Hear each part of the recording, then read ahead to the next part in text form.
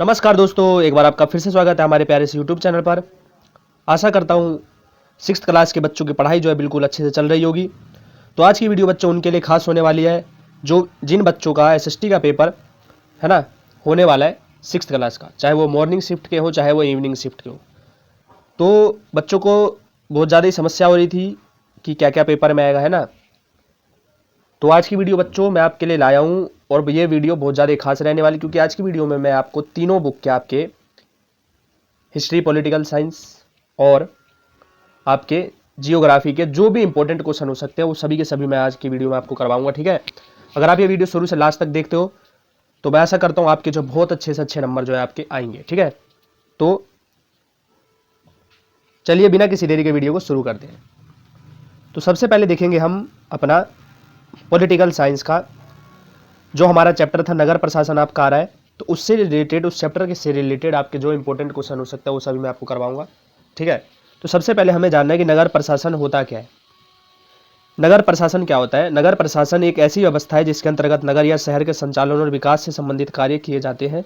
इसमें जल आपूर्ति, सफाई, स्वास्थ्य सेवाएं, सड़कें, स्ट्रीट लाइट आदि शामिल है। तो नगर प्रशासन, जिसे हम दिल्ली में अगर कहे तो अगर नगर पालिका आप कह लो, जैसे हमारे निगम पार्षद होते हैं ना, तो ये सब नगर प्रशासन में आते हैं।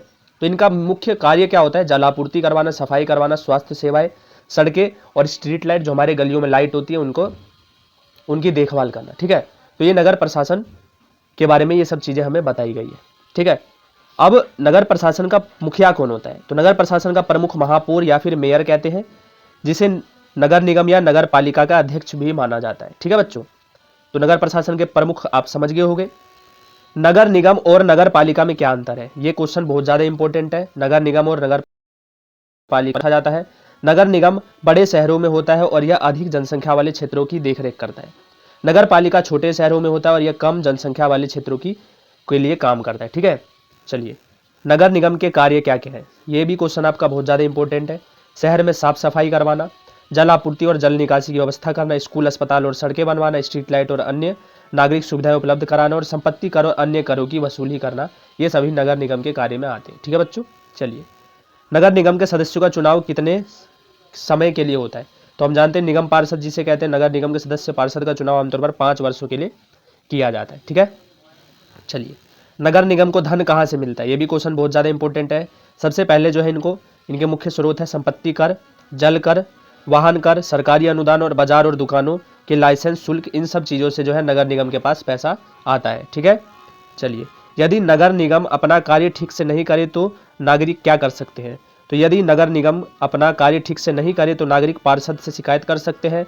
नगर निगम कार्यालय में लिखित शिकायतें दे सकते हैं, अखबार और सोशल मीडिया के माध्यम से अपनी समस्या उठा सकते हैं और न्यायालय में शिकायत दर्ज कर सकते हैं, ठीक है। चलिए, नगर निगम और नगर पालिका के अलावा कौन से अन्य शहरी प्रशासनिक निकाय होते हैं? यानी कि नगर निगम और नगर पालिका के अलावा और कौन सी शहरी प्रशासनिक निकाय? उसमें आपका नगर परिषद छोटे नगरों के लिए होता है, छावनी परिषद सेना के नियंत्रण वाले क्षेत्रों के लिए होता है, औद्योगिक क्षेत्र और विकास प्राधिकरण औद्योगिक क्षेत्रों के लिए होता है, ठीक है। महापौर की क्या भूमिका होती है? जो आपका मेयर होता है उसकी क्या भूमिका होती है? महापौर का हम जानते हैं वो अध्यक्ष होता है इनका, नगर निगम का प्रमुख होता है और ये नगर प्रशासन से जुड़े निर्णय लेने में बहुत महत्वपूर्ण भूमिका निभाता है। नगर प्रशासन में हमें क्या सीख मिलती है?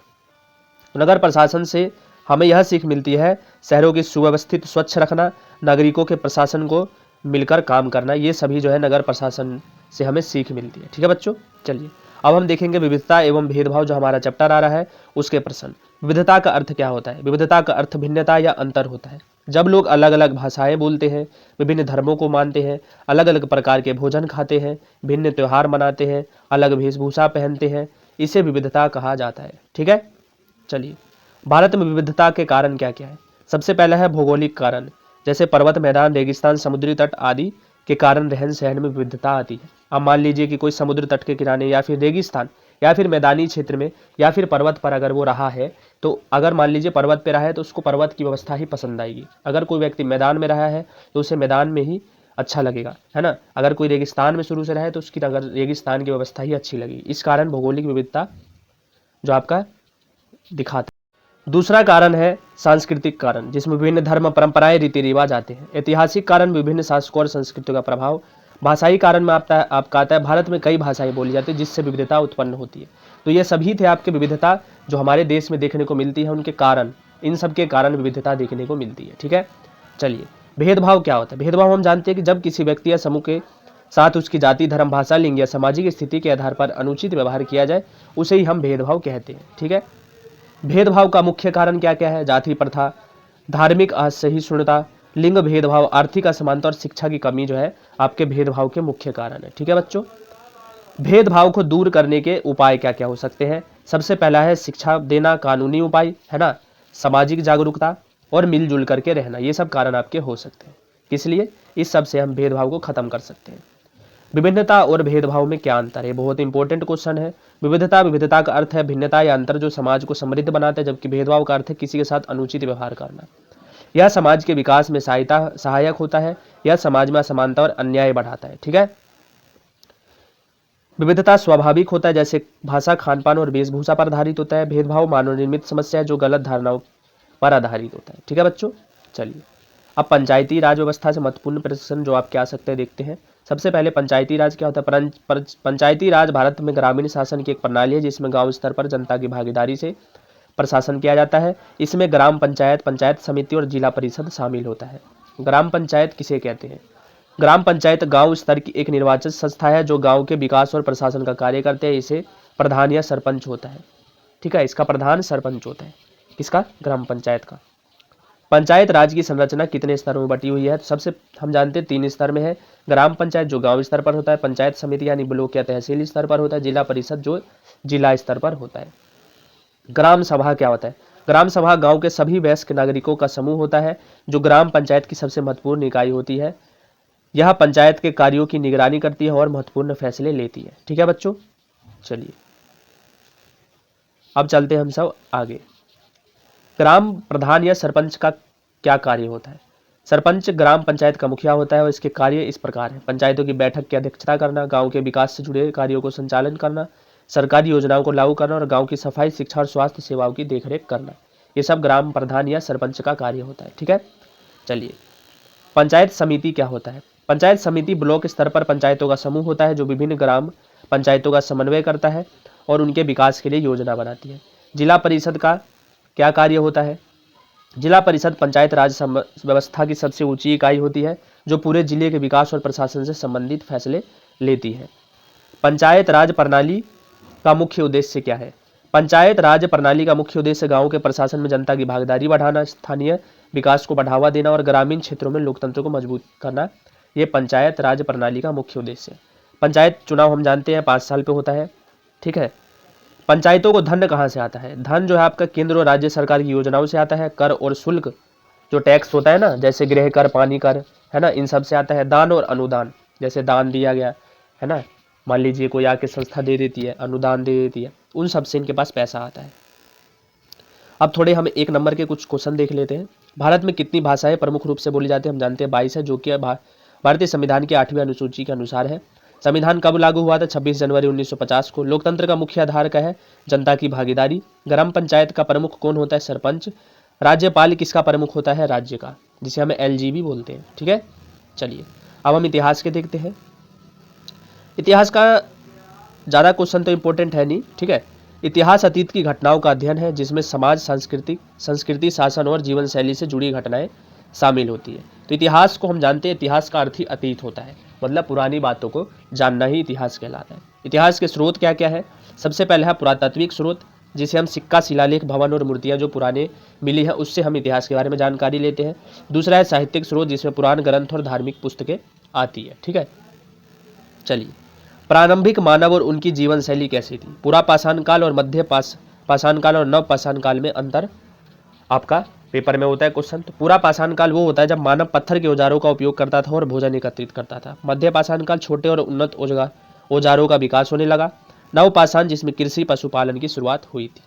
ठीक है, मानव ने आग का उपयोग कब और कैसे किया? मानव ने आग का उपयोग पूरा पाषाण काल में किया था। ठीक है बच्चों, वह पत्थरों को रगड़कर आग उत्पन्न करते थे जिससे वह भोजन पकाने और जंगली जानवरों से बचने में सक्षम हुआ। तो ये सब इसके काम थे। आरंभिक नगर और सभ्यता से हड़प्पा सभ्यता की प्रमुख विशेषता क्या थी? नियोजित नगर निर्माण, जैसे चौड़ी सड़क, पक्के मकान थे इनके पास। जल निकासी प्रणाली में उन्नत नालियाँ थी यहाँ पर, बड़े भवन और अन्नागार थे जहाँ पर अनाजों को रखा जाता था।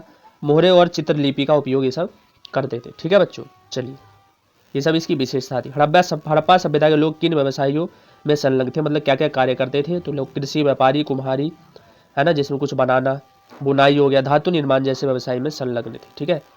आर्यों का आगमन, आर्यों का आगमन जो है आपके दो भागों में विभाजित किया गया, जैसे ऋग्वेद काल और उत्तर वैदिक काल, जो कि 1500 हजार ईसा पूर्व और 1000 से 600 ईसा पूर्व के बीच में माना जाता है आर्यों का आगमन। आर्यों की सामाजिक व्यवस्था कैसी थी? हम जानते हैं ब्राह्मण, क्षत्रिय, वैश्य और शूद्र व्यवस्था थी। ब्राह्मण का काम होता था, विद्वान और पुरोहित होते थे इसमें। क्षत्रिय का काम होता था युद्ध लड़ना। वैश्य व्यापारी और किसान करते थे। और ये शूद्र जो थे ये तीनों की जो है सेवा प्रदान करते थे। ठीक है। महाजनपद और राज्य, महाजनपद क्या होता है? महाजनपद वे बड़े राज्य थे जो 600 ईसा पूर्व के आसपास उत्तरी भारत में स्थापित हुए। उदाहरण मगध, कौशल और अवंती और वज्जी। मगध राज्य की उन्नति के क्या कारण थे? सबसे पहले उर्वर भूमि और कृषि का विकास था यहाँ पर।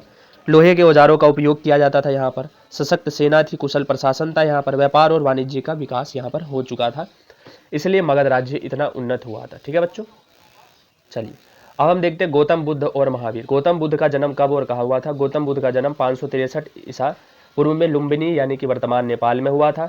बौद्ध धर्म के प्रमुख सिद्धांत क्या क्या है? सबसे पहले उन्होंने आर्य सत्व दिए थे, जिसमें दुख का कारण, दुख का निवारण कैसे हो, ये सब चीज़ बताया था। अष्टांगिक मार्ग, सही विचार, सही आचरण, सही आजीविका आदि, ये सब। अहिंसा और करुणा का संदेश दिया था कि अहिंसा करो और दूसरों के प्रति जो है करुणा की भावना रखो। ठीक है। अब हम देखते हैं मौर्य साम्राज्य। अशोक कौन थे और वे किसके पुत्र थे? अशोक जो थे मौर्य वंश के महान शासक थे। वे सम्राट बिंदुसार के पुत्र थे। अशोक ने कलिंग युद्ध के बाद कौन से परिवर्तन किए? सबसे पहले उन्होंने युद्ध छोड़कर बौद्ध धर्म अपनाया, धम्म की नीति का प्रचार किया, जन कल्याण कार्य की और शिलालेख के माध्यम से अपने विचारों का प्रसार किया। और एक आप यहाँ पर ये जोड़ सकते हो कि उन्होंने ये प्रतिज्ञा ली थी कि आगे वो कभी भी युद्ध नहीं करेंगे। ठीक है। पृथ्वी, अब हम देखेंगे भूगोल से रिलेटेड क्या क्या प्रश्न हो सकते हैं। भूगोल किसे कहते हैं? भूगोल वह विज्ञान है जो पृथ्वी की सतह, उसकी विशेषताओं, पर्यावरण, मानव के साथ उसके संबंधों का अध्ययन कराता है। पृथ्वी को नीला ग्रह क्यों कहा जाता है? इसलिए कहा जाता है क्योंकि लगभग यहाँ पर 71% जो है जल भरा हुआ है। ठीक है, इसलिए इसको अंतरिक्ष से ये नीला दिखाई देता है, इसलिए इसको नीला ग्रह कहा जाता है। ग्लोब क्या होता है? ग्लोब पृथ्वी का लघु मॉडल है, जिससे हम पृथ्वी की आकृति, अक्षांश, देशांतर रेखाएं और महाद्वीप, महासागर देख सकते हैं। ठीक है, यही ग्लोब है। अक्षांश और देशांतर में अंतर आता है। अक्षांश रेखाएं वे पूर्व से पश्चिम की ओर खींची गई काल्पनिक रेखाएं होती है। देशांतर रेखाएं उत्तर से दक्षिण दिशा में खींची गई काल्पनिक रेखाएं हैं। ठीक है, तो अक्षांश रेखाएं आपकी क्या होगी? पूर्व से पश्चिम, ये हो गया। ठीक है, और देशांतर क्या हो गया आपका? उत्तर से दक्षिण। ये वाली रेखा आपकी देशांतर है और ये वाली आपकी अक्षांश रेखाएं होती है।